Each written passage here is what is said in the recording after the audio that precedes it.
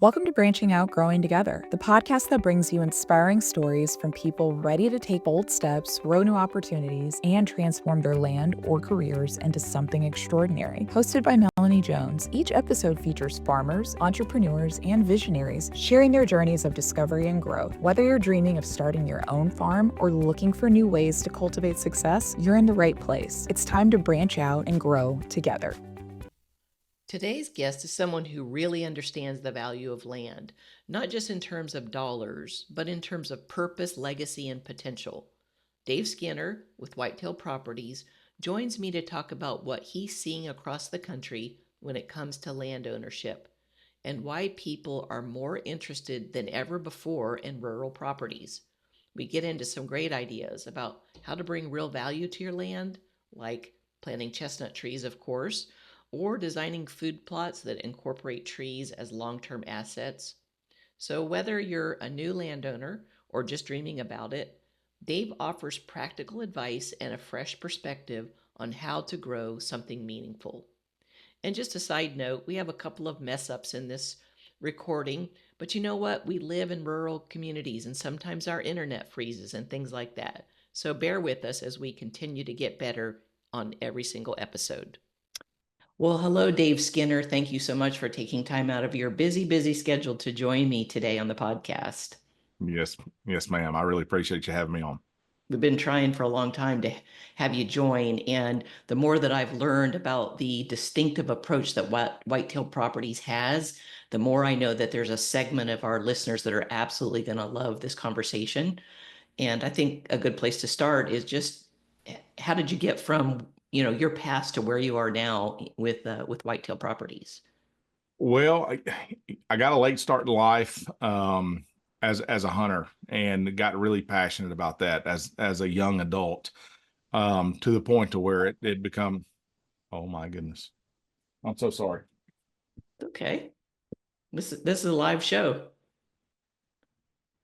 I don't know how to make it stop. We don't use this phone. So I got a kind of a late start in life as a deer and turkey hunter. I was an adult when I started and I got really passionate about that. And I had jobs that kept me away from it. So I was looking for a way to make a living in the outdoor industry, and I stumbled on Whitetail Properties, and actually had learned about Whitetail Properties when they first began. And I submitted my resume the first time back in like 2008 or 2009. Had an interview with one of the owners, and it scared the daylights out of me because it's 100% commission based. If you don't sell a property, you don't earn a paycheck. It wasn't clocking in, and that's all I knew at the time. And fast forward to 2012, 2012, I think was my first year. I've been with them 13 years. So 2012, I had left the job I had at that time and had no employment, and it was like, what's the difference? I've got no paycheck now, let's try this. And it was a struggle. The first 6 or 8 months, I think I made about $3,000 grand total. I had one sale I think I made $2,800 on. But the next full calendar year, I done pretty good. I replaced that old salary, even though I had a lot more expenses now, and then it's just gone from there. So it was purely about a love of the outdoors and hunting and being able to have a little more free time. I mean, I still have to work, I work really hard, but I'm able to adjust my schedule to make time for that. It's been quite the blessing. So that's kind of the journey. I see some nice mounts behind you. So you are very passionate about the outdoors and hunting and all that. I am, yeah, and I've had some success, maybe not as much as other people, but I like to hunt big deer. I like to hunt deer, period. I'm a very passionate turkey hunter. Our turkey numbers are way down in recent years, but deer hunting is way up there. Matter of fact, I just got back from a trip to Kansas where we drove 12 hours just to pick up deer antlers off the ground. And they drop their antlers every year, and me and a buddy went out there and spent about 8 hours walking. I think I walked 21,000 steps in 8 hours and was almost dead, but we found a big pile of antlers. So that's absolutely called passion. yeah. Well, one of the questions I've had is, have you seen a shift in the type of people that are looking to buy land? Like, what does that whole scenario look like of who's buying land and what are they doing with it? Yeah, historically, my clientele has mainly been hunters, people looking for outdoor recreation, but mainly hunters. Now, we sell land to farmers and that sort of thing too, but the bulk of that has been hunters. Now, after COVID, we did see a major shift. The land market exploded, and most of that were inner city type folks or urban type folks looking to escape that dense population and get out and have some land and live the American dream, I guess. And that was quite a driver for the business for a couple of years, from about the end of 2020 through about 20 mid 22, late 22. And now it has shifted back towards that traditional. I'm working with good old boys again, from Georgia, that's looking for a little hunting piece of heaven, that sort of thing, and local farmers and that sort of stuff. So still got a few of those, from Chicago and LA and places like that are looking to get out, but it's back to that normal, few percent wise, and the bulk of it's deer hunters. And I know I can't speak nationally, but just say in our region, how is the inventory of, 25, 50, 100 acre tracks? We've struggled with inventory since then. It's been a challenge to get enough listings to satisfy buyers. Excuse me. Um, it seems like we never have enough. There's always more buyers than inventory, which is a good thing. That drives supply and demand. And you're frozen. I don't know if that's me or are you. So Dave, what does the land inventory look like? I know you can't speak nationally, but in our area, is there land available? Yeah, we've really struggled with inventory since 21, which is, I won't say necessarily a bad thing because it keeps prices up. There's still plenty of buyers out in the market, but having something to sell them has been a challenge, and it's especially since about 21. Um, Towards the end of last year, it seemed to get better for a while, and now I'm right back to very few listings. So it's a challenge. It always is. That's always the hardest part of our job is having that inventory to sell, because we have such a huge marketing umbrella the buyers kind of pour in. So Yes. if a person was really smart trying to sell their property, they'd call us because we can get it sold. We've got the buyers out there. Yes, yes, I know that we receive information from you in the mail, really nice pieces, and it just keeps it top of mind. Like if we're looking to buy or wanting to sell a piece of land, we can call you. Another interesting perspective here is one of our former podcasts was with Joel Hubbard, who is a CPA financial strategist and also owns Georgia Chestnuts. And in that podcast, he talked about how when you're talking to a financial advisor, you really want to work with someone that knows about land because there's Yeah. so much to it. And I believe that's really one of the benefits of people calling you and your colleagues at Whitetail Properties because of that specialized knowledge. So let's talk about what should people be looking for in a real estate professional to help them source a piece of land. I used this analogy yesterday with the gentleman on the telephone, and I don't know that it really sunk home, but I kind of liked it, so I'm going to use it. I'm going to use it here. So, if you were trying to sell a tractor and you didn't really know how to sell the tractor, would you take it to a tractor dealership or would you take it to a Chevrolet dealership? You take it to the tractor dealership, right? So if you're trying to sell land or buy land, as far as same thing goes, if you're a buyer, would you go to the tractor dealership or the Chevrolet dealership if you're trying to buy a tractor? And I say that I've always had a saying that some folks don't like it. Real estate agents should stay in their own lane. Um, you can't be all things to everybody. In other words, I don't dare try to be a home specialist. I sell land. That's what I do. Now, if it's 100 acres and it has a house on it, I absolutely can do that, and I will do it with the best of them. Um, but what I won't do is go and list your 3 bedroom, 2 bath on a corner lot in town. That's not my specialty. I know nothing about that business. There's too Mhm. many ins and outs of it that I miss. And it's the exact same thing about land. So the first thing, if I were a buyer, I would look for a person that specializes in land. They don't depend on selling houses to put food on their table. All right. And that's the key right there. It's not a part-time thing. So as you do something full time and you do it over and over and over, you learn things about that industry that other people just don't know, or they don't care to learn, because it's not what puts food on their table. Yeah. It's a hobby, in other words. So um, little things about, at my fingertips, I have FEMA flood maps. So one of the very first things I do when I am looking at, let's say I have a buyer call me that wants to look at ABC Realty's 40 acres they have listed.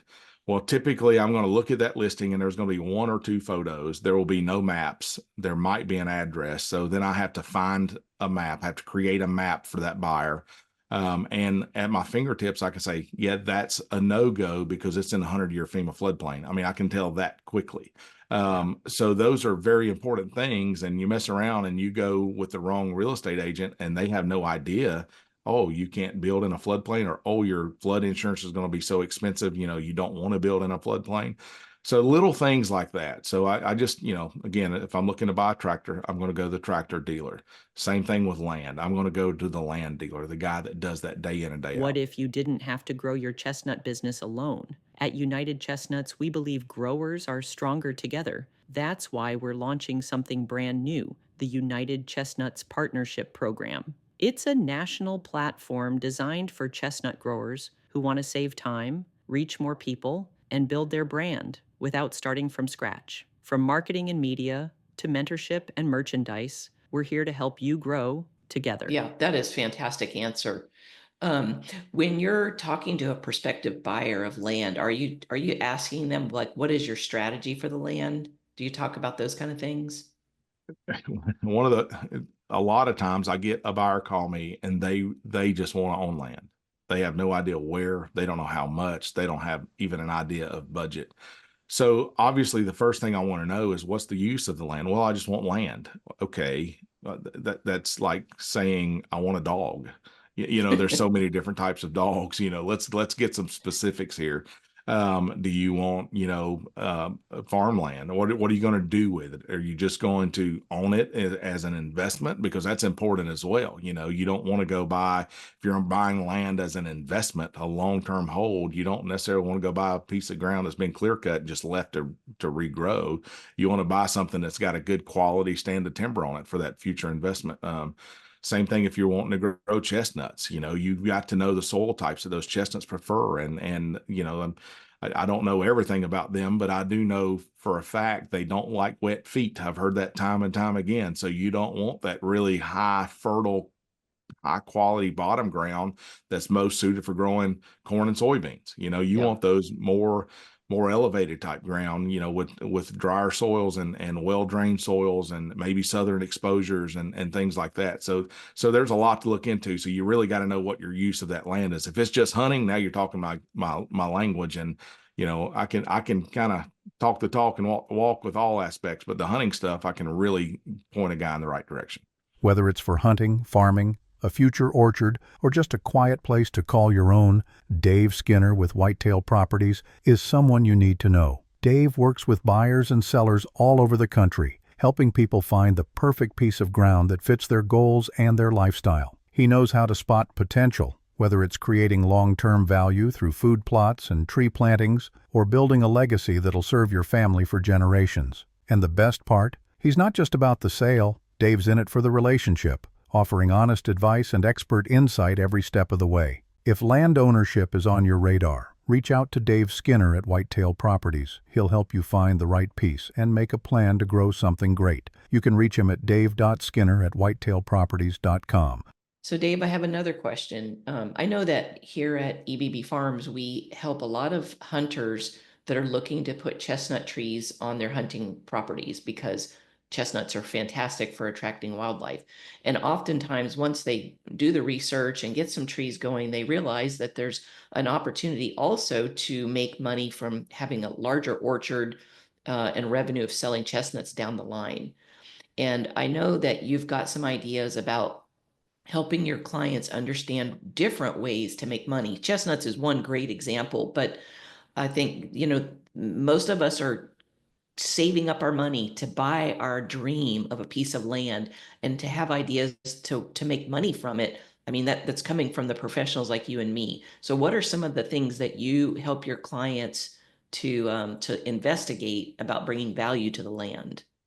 There's a lot of ways to generate revenue. Not every piece of property is gonna work for those things, but one of the programs, and I'll call it a program. It's a federal funded program that we utilize a lot. It's called EQIP. It's an environmental quality incentive program, and it's federal funding to help manage your property to be better for the environment, for better for wildlife. And there's so many different aspects of that. I definitely don't know it all. Your local NRCS agent can guide you through that. You go down and have a meeting with them and explain to them, hey, I'm wanting to generate a little income to help build my property for better wildlife habitat. There is, and some of that is a double-edged sword. For example, forest stand improvement. So you've got a stand of timber that in all likelihood in Kentucky has been high graded in years past. High grading means they've gone in, they've removed the best, highest quality trees and left you with a lot of maple and hickory and things like that have lower timber value. And that's what your woods consist of. Our forest originally were mostly oak, hickory forest. So that oak aspect is what everyone wants, and that's what has been removed over the years. So forest stand improvement, the government will come in, they'll mark your, and I say the government, your NRCS agent or your local uh, Department of Forestry agent will come in and mark the trees that need to be removed.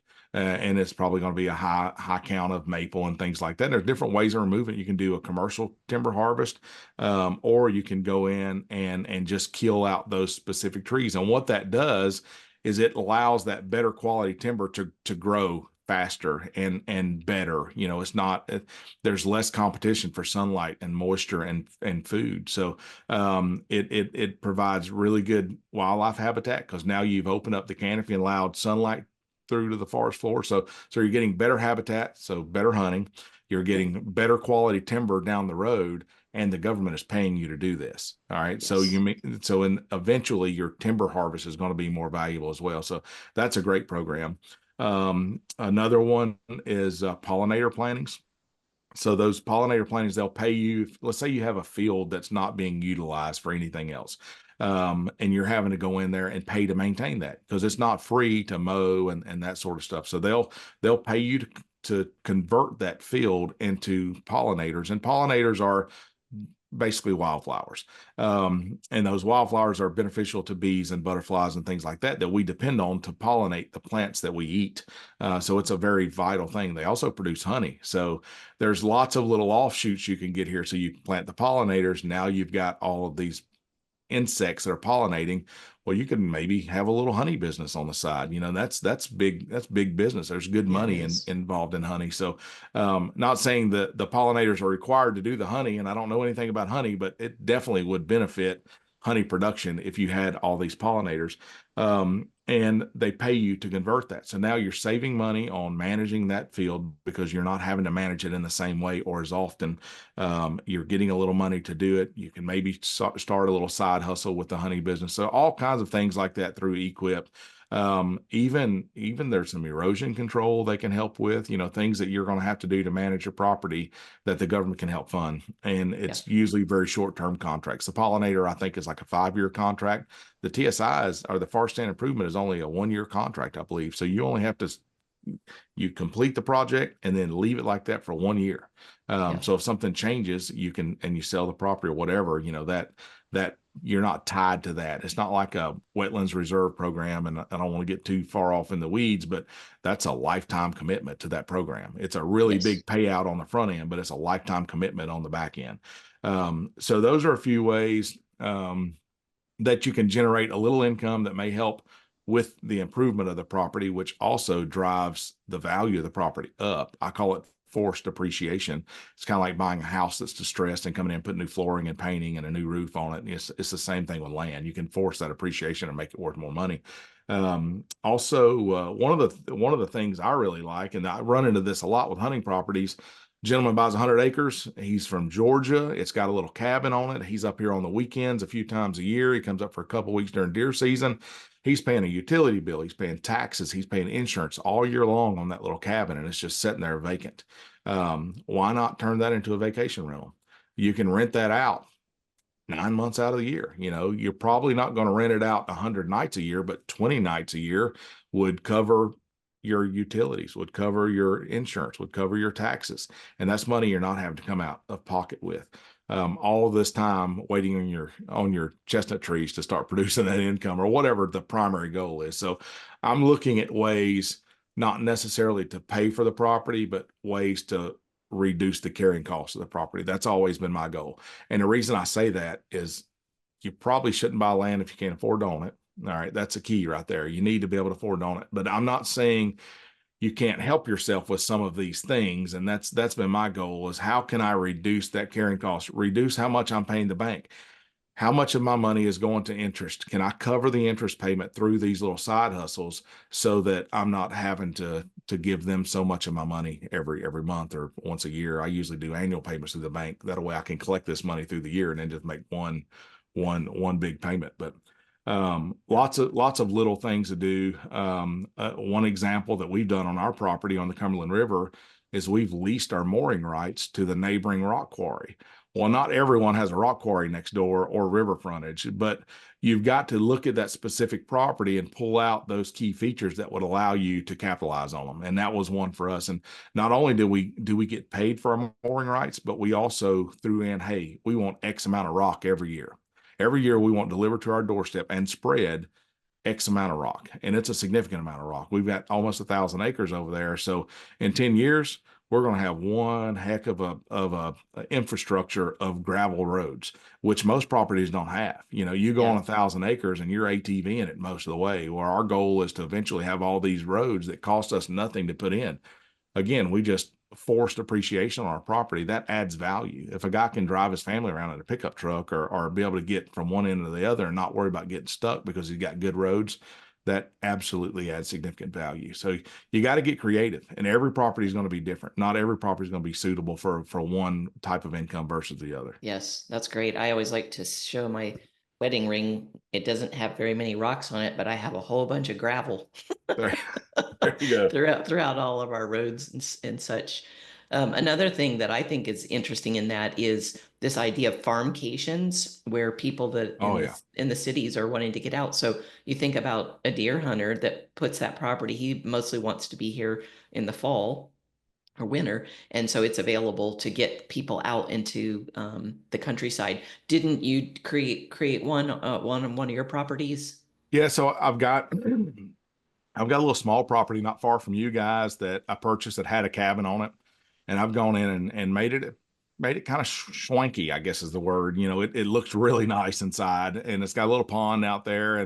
And my goal there, I'm 20 minutes from Rough River Lake. I'm 20 minutes from Nolin Lake. I'm 25 minutes from Mammoth Cave National Park. So there's a lot of attraction right there for people wanting to get out of town, experience, the outdoors. But the little cabin is a destination in its own.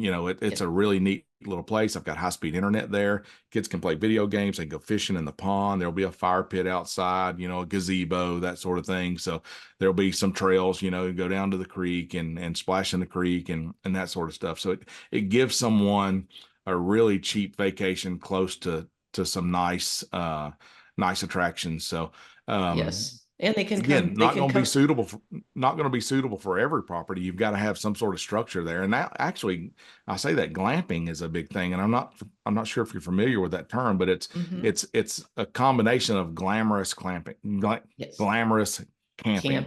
Yes, and they call it glamping. And people are paying $100 a night to go sleep in a tent. Makes no sense. I'm not sleeping in a tent. I'll stay at the Motel 6 first before I sleep in a tent. But there are people out there that are stuck in a city that want that fresh air and sunlight, and they're paying that. And that's a very low cost of entry.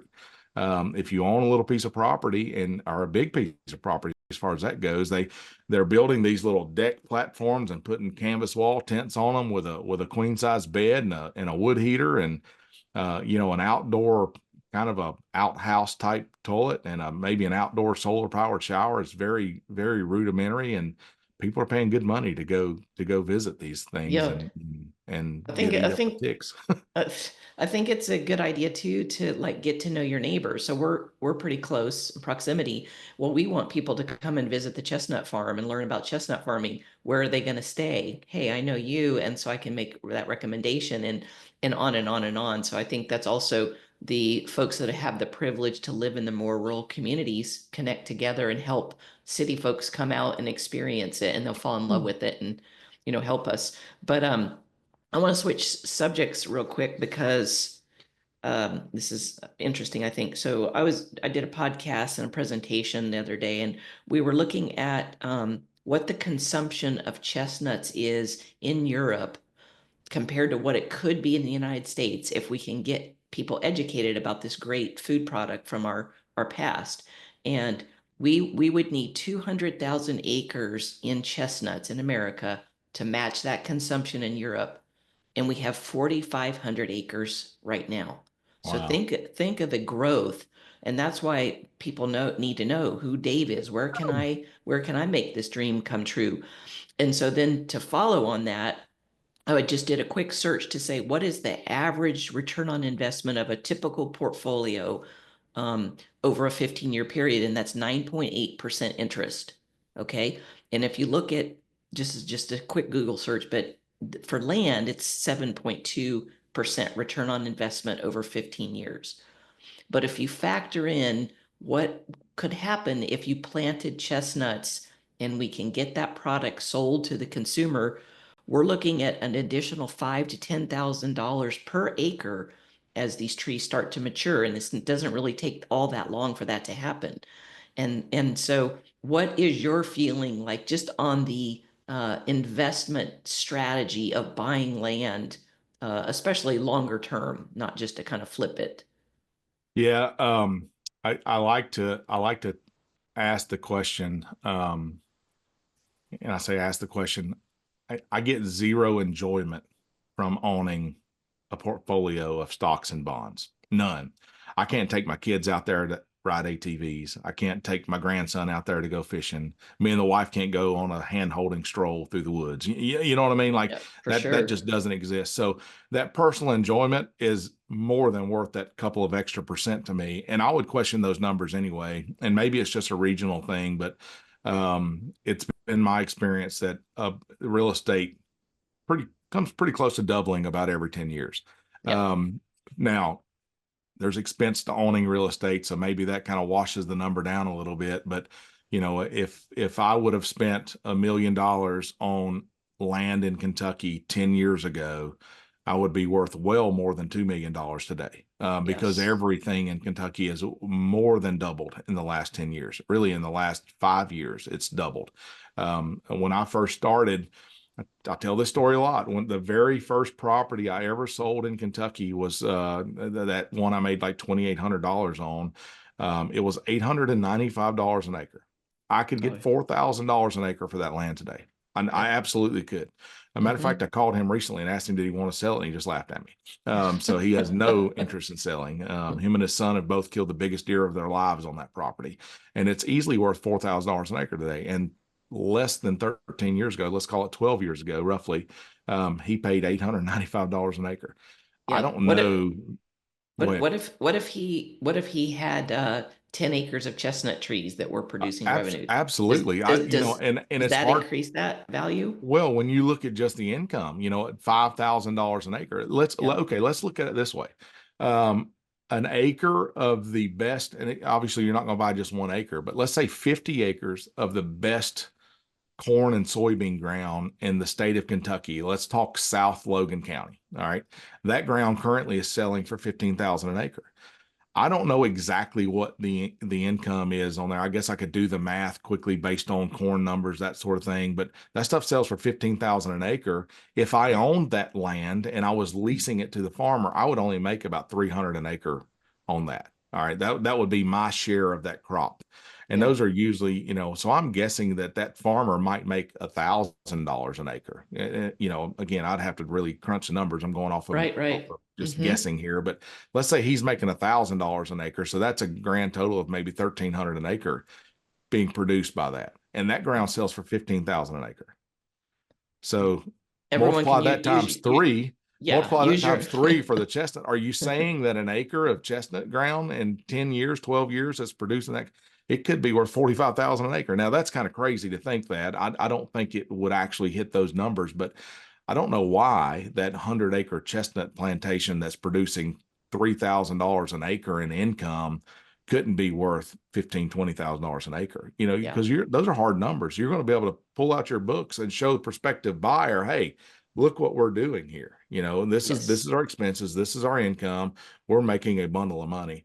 And I'm sure there's enough orchards out there now that are producing. I don't hear of any selling. I can tell you that people are hanging on to those suckers because they're making a bundle. Yeah, well, So we're just about to blow the industry open to educate the consumer. That's what really has to happen. But one of my main goals in life and why we do this podcast is to help people have the courage to follow their dream and to hear this kind of information that isn't fluff. It's stuff that we're yeah, doing. We're both of us is to go for it, to save your money. Like we had to save our money and sacrifice. You probably did too. And absolutely. the average person and family doing this does the same. But in the end, and just not to mention the legacy perspective of leaving something for the kids and the grandkids at someday. So let me ask you a question. And I may have asked you this on the telephone conversation. So let's say today I've got, 50 acres that I want to put chestnut trees on. And I obviously planting 50 acres of chestnut trees is a huge expense. The trees are not cheap. Mm-hmm. They're not overly expensive, but they're not cheap either. And you've got to maintain those trees. So let's say that I slowly were planting those trees. How long before that first planting of trees is in full production? About 7 years, maybe, Full maybe. production. Yeah. Well, And they mature over to, 30, 40, 50 years. We okay. saw a couple, let's see here. I think it was the Tree of the North at Bob Staley's place in Ohio. I believe it's 50 years old. I'm not 100%, but it's something like Wow. that. And it's producing 300 pounds of nuts a year on one tree, just to give you a sense. So And so let's talk a tree that's 15 years old that's been well cared for on average. What would a 15-year-old tree be producing? I'm gonna say an average of about 30 to 40 pounds, maybe 50. I can speak from what we're doing. Our oldest trees are about 8 years old. And so we were getting about 35 pounds from many of them, not all Oh of wow. them. Yeah, so Okay. Gotcha. in the world of fast growing, fast nut producing trees, I mean, we sell sawtooth oaks as well, but those two trees are just incredible to be able. We'll have them in the nursery where we have burrs on them.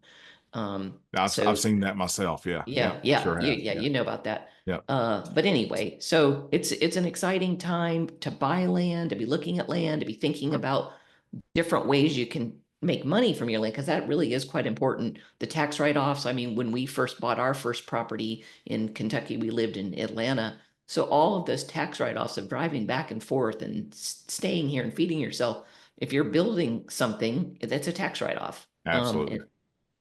But okay, so just to kind of wrap up here, Dave, any last advice that you would give someone that's just always thought about buying land and they want to, what should they get in order? Yeah, budget's probably first. What can you afford? I always tell people to base their budget off of how much cash they've got first. You got to start there because you can't buy land without a down payment. There's a lot of ways to do that. I mean, I've sold people, land where they got their down payment from their home equity. They had, plenty of equity in their home. They wanted to buy land. They could afford the payment. So they borrowed that money against their equity for their down payment. But if you don't have that, you got to have cash. And typically 15 to 25%. So I target that 20%. So if you have 20,000 set in your savings account you're willing to use, then you've got $100,000 budget. That's pretty simple. Now, Yeah, obviously the bank's going to have to approve, you for that amount of money, and that's going to be based on your income and your debt to income ratio and that sort of thing. But that's a good place to start. Then you think about where, I get folks call me a lot, and I don't mind this because I can walk them through it, and kind of educate them, but they don't have a budget. They don't even know where they want to be. They just know that, maybe they were born in Kentucky and moved away as a child, and they've just dreamed about coming back, or what have you, or they know our taxes are low or something along those lines. They just want to be in Kentucky. They have Yeah. no idea where. And in Kentucky, I can sell you flat, wide open farmland, or I can sell you the side of a mountain and everything in between. I mean, it is so diverse from one end of the state to the other, and it changes multiple times from one end of the state to the other. So I recommend people, if you don't really know Kentucky and you don't have an idea where you want to be, take a vacation, come stay in some Airbnbs here in Kentucky and tour the state, find a town that you like, and figure out where you want to be. That usually is economically based for someone. They're looking for a job, but if you're retiring and you have no commitments, it may just be based on how close am I to the local hospital, or how close am I, where I want to be within. I hear this a lot. How close is the local Walmart? They want to be within 30 or 40 minutes of a Walmart. But you got to really start with how much can I afford and where do I want to be? And then what's the property going to be used for? A lot of folks, want to do a little homesteading, and they want to have a few chickens and some goats and a pig, and, maybe raise a milk cow or whatever. I hear that dream a lot. I don't see it come to fruition a whole lot, but I hear that dream a lot. And if that's the case, then you're going to have some open ground. You're going to need some access to county water. You're going to have to, you could possibly drill a well or do a cistern or have a spring, but those are all things you've got to figure out based on the use of the property. Those three things, once you got that, then we can get to looking, for sure. Those Okay. are the basics. Now, of course, you're the guru here in Kentucky, but what if someone is, in Texas or whatever? Can you still help them? And how does that work? I absolutely can still help them. I'm not licensed outside of Kentucky. However, we're a big company. We're over 400 agents. And to give you an idea of Whitetail Properties and some of the history, when I started, I just looked at a picture the other day from my very first agents meeting with the company at the end of 2012, I think it was. And there was about 40 agents in the picture. And that was a company-wide photo. Every year we got together for a picture. We can't do that anymore because there's right at 400 of us now. I don't know if we've broken 400, but we're right there. And back then we're in like 11 or 12 states. We're now in 40 states. So they've grown. Excuse me. I remember an email one time celebrating the fact that we had broke 100 million in sales company wide. And it might have been 150 million, but it was the first time they had done those kind of sales numbers.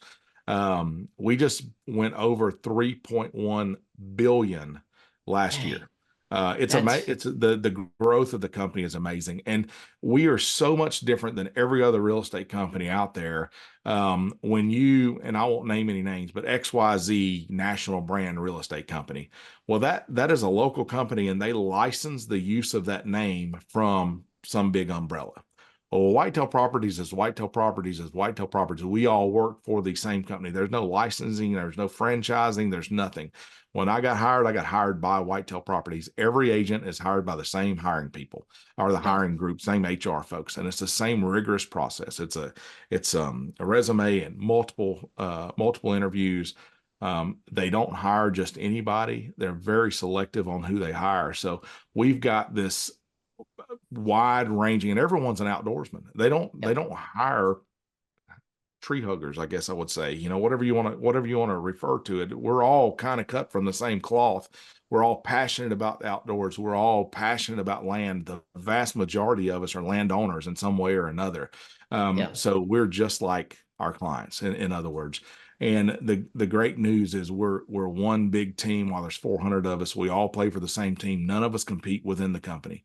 I have my own protected territory. I don't have another competitor within Whitetail Properties. All of my competitors are XYZ national company, and not Whitetail Properties agents. And what that means for the buyer, when you call me, I can refer you to that agent that is in your local area that you may not have knowledge of. I can get you in contact with the right person that will take care of you, and will guarantee they'll take care of you. So yeah, That is fantastic. Well, I know I want to have you come back as a guest maybe early next year to talk about some of the